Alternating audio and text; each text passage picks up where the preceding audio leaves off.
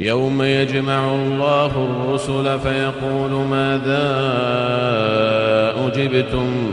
قالوا لا علم لنا إنك أنت علام الغيوب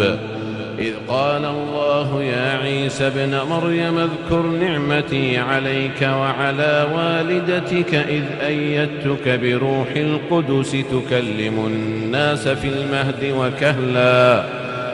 وإذ علمتك الكتاب والحكمة والتوراة والإنجيل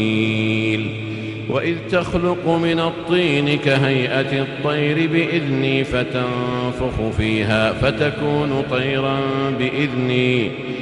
وتبرئ الأكمه والأبرص بإذني وإذ تخرج الموتى بإذني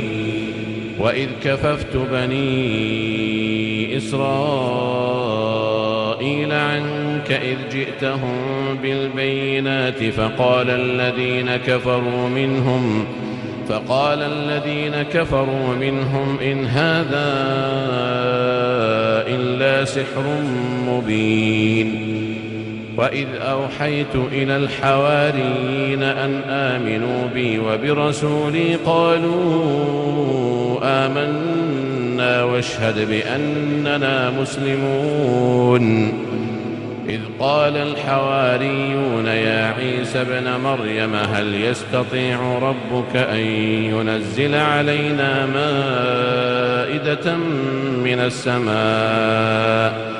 قال اتقوا الله إن كنتم مؤمنين قالوا نريد أن نأكل منها وتطمئن قلوبنا ونعلم أن قد صدقتنا ونكون عليها من الشاهدين قال عيسى ابن مريم اللهم ربنا أنزل علينا مائدة من السماء تكون لنا عيدا لأولنا وآخرنا وآية منك وارزقنا وأنت خير الرازقين قال الله إني منزلها عليكم فمن يكفر بعد منكم فإني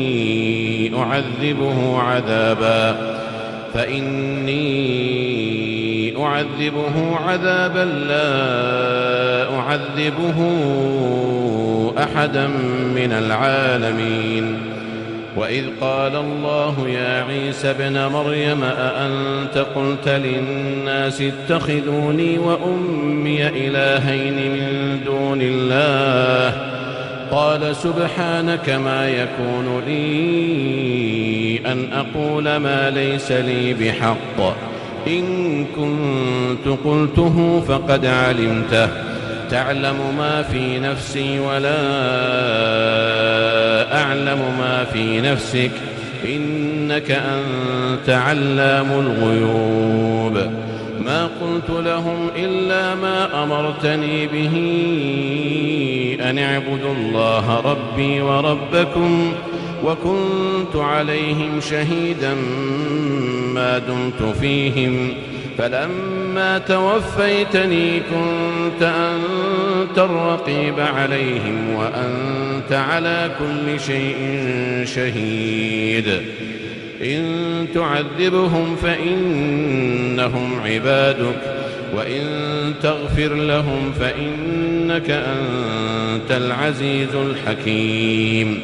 قال الله هذا يوم ينفع الصادقين صدقهم لهم جنات تجري من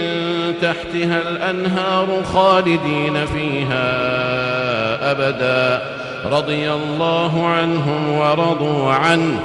ذلك الفوز العظيم لله ملك السماوات والأرض وما فيهن وهو على كل شيء